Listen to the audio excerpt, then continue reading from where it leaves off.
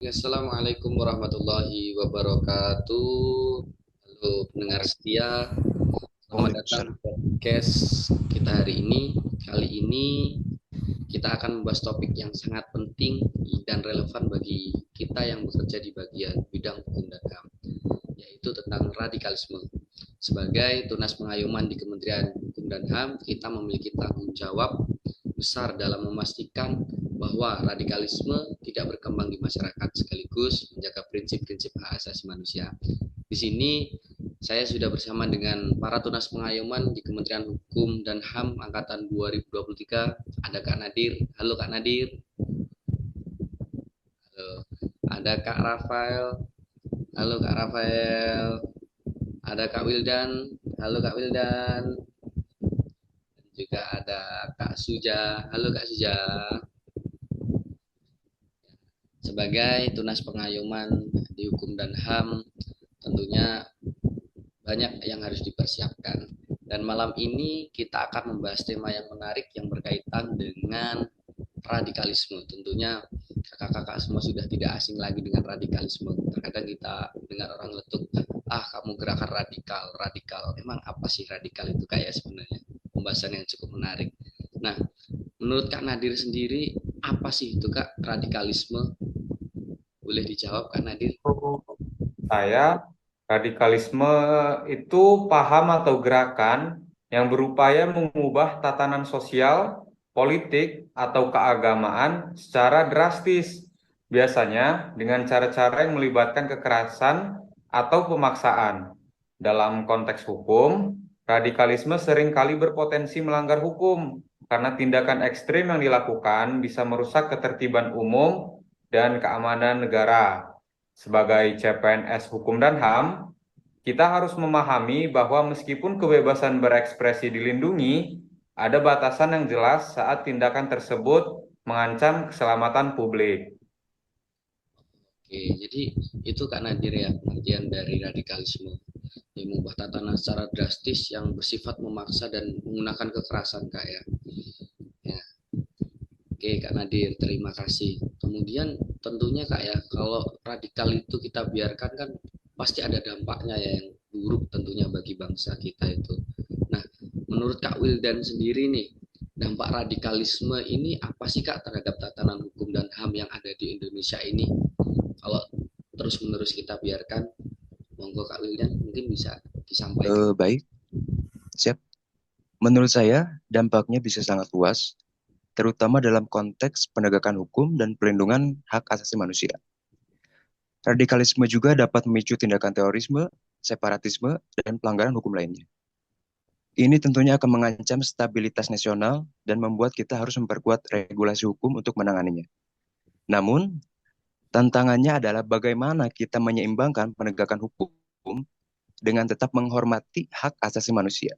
Misalnya, hak untuk mendapatkan pengadilan yang adil, hak atas kebebasan berpendapat, dan kebebasan beragama. Kita tidak boleh sembarangan melabeli seseorang sebagai radikal tanpa proses hukum yang jelas.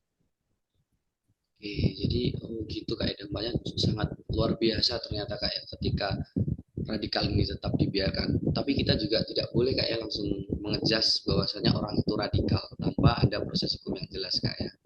Nah, beberapa contoh seperti yang kita lihat bersama kayak di Indonesia ini seperti kaum separatis yang mencoba merdeka dari Indonesia dari GAM dan Papua itu kayak salah satu contohnya.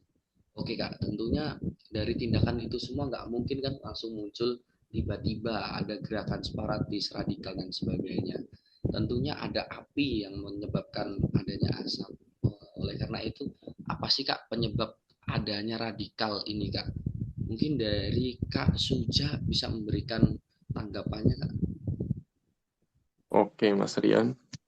Menurut saya nih, kalau penyebab dari radikalisme ini ada beberapa, diantaranya seperti faktor sosial dan politik, munculnya rasa tidak adil atau ketidakpuasan terhadap kebijakan dari pemerintah. Kemudian juga emosi keagamaan, keagamaan ini juga menjadi penyebab dari radikalisme.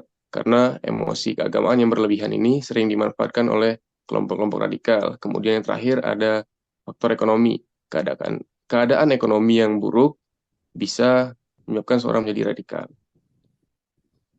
Gitu kayak berarti secara garis besar itu ada 3 kak ya penyebab dari faktor munculnya radikalisme itu, dari sosial politik, keagamaan, dan ekonomi. Oke, terima kasih Kak Suja. Nah, tentunya kita kan sebagai tunas pengayoman nih Kak ya, yang dimana kita itu dituntut harus punya peran di sini. Nah, kalau dilihat dari peran kita dari tunas pengayoman di Kementerian Hukum dan HAM Kak ya, apa peran kita sih Kak di sini dalam mencegah radikalisme secara hukum? Apakah kita hanya mengandalkan undang-undang ataukah ada langkah-langkah yang lain yang bisa diambil gitu ya Kak ya? Nah, mungkin di sini saya mau pendapat dari Kak Rafael ini terkait bagaimana peran kita untuk mencegah radikalisme ini. Silahkan Kak Rafael. Ya, baik. Menurut saya, undang-undang memang penting, tapi tidak bisa hanya bergantung pada regulasi saja. Sebagai CPNS, kita juga punya peran dalam mengedukasi masyarakat, terutama tentang bahaya radikalisme. Langkah-langkah preventif seperti kampanye tentang toleransi, dialog antar agama, dan penyuluhan tentang pentingnya mematuhi hukum negara juga sama pentingnya. Di samping itu, kita harus aktif mendukung penegakan hukum yang tegas terhadap pelaku radikalisme, tetapi tetap menjaga transparansi dan akuntabilitas agar tidak terjadi penyalahgunaan wewenang yang bisa melanggar hak asasi manusia. Itu Kak ya, salah satu peran Ya. Kak sebagai tunas pengayoman. Terus ketika ada pendekatan hukum dan HAM terutama dan di bidang pendidikan yang harus berjalan seiringan. Nah, lalu di sini langkah konkret Kak kita sebagai CPNS atau tunas pengayoman di Kementerian Hukum dan HAM, langkah konkret yang bisa kita ambil untuk mencegah di lingkungan yang ada di sekitar kita, di lingkungan masyarakat apa Kak ya? Mungkin Kak Nadir bisa memberikan argumennya kembali. Baik, Kak Rian, kita bisa nih melakukan hal konkret untuk mencegah hal tersebut. Misalnya memperkuat kerjasama dengan instansi lain seperti kepolisian, Badan Nasional Penanggulangan Terorisme, dan organisasi masyarakat dalam melakukan pengawasan terhadap penyebaran paham radikal. Kita juga bisa berperan dalam membuat program-program pencegahan yang fokus pada penguatan kesadaran hukum di masyarakat. Selain itu, kita harus aktif dalam merespon dan menindaklanjuti setiap laporan masyarakat tentang potensi radikalisme di lingkungan kita. Bagus Kak Nadir ya, langkah-langkah yang disampaikan sangat relevan dengan tugas kita selaku tunas pengayoman yang nantinya bakal menjadi pegawai pengayoman seutuhnya. Lalu mungkin ada tambahan lagi nih, tambahan penting terkait pendekatan hukum dalam mencegah radikalisme. Mungkin ada tambahan lainnya, Kak Wildan mungkin bisa menambahkan bagaimana Baik. pendekatannya. Menurut saya penting juga untuk melakukan review terhadap undang-undang yang terkait dengan terorisme dan radikalisme secara berkala. Kita juga harus memastikan bahwa regulasi yang ada itu selalu relevan dengan situasi saat ini, terutama dalam menghadapi tantangan baru seperti penyebaran paham radikal melalui medsos. Selain itu, penegakan hukum harus konsisten. Jangan sampai ada celah hukum yang dimanfaatkan oleh pelaku radikal. Terima kasih Kak Wildan atas tambahannya. Sepertinya ini pembahasan yang singkat tapi banyak daging sama sayurnya ya, sangat bermanfaat insya Allah nantinya.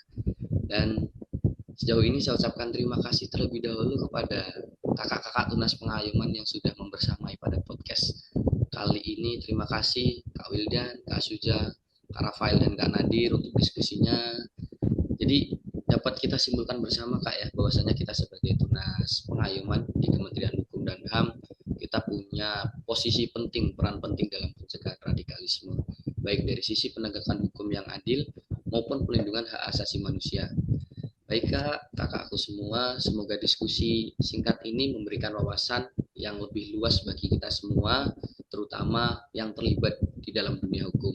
Terima kasih sudah mendengarkan, sampai jumpa di episode selanjutnya buat semua penonton. Baik, kita akhiri bersama podcast yang singkat tapi sangat bermanfaat ini dengan mengucap lafaz hamdalah. Alhamdulillahirabbil alamin. Saya selaku narator mengucapkan terima kasih dan mohon maaf apabila ada salah kata. Saya akhiri. Wassalamualaikum warahmatullahi wabarakatuh.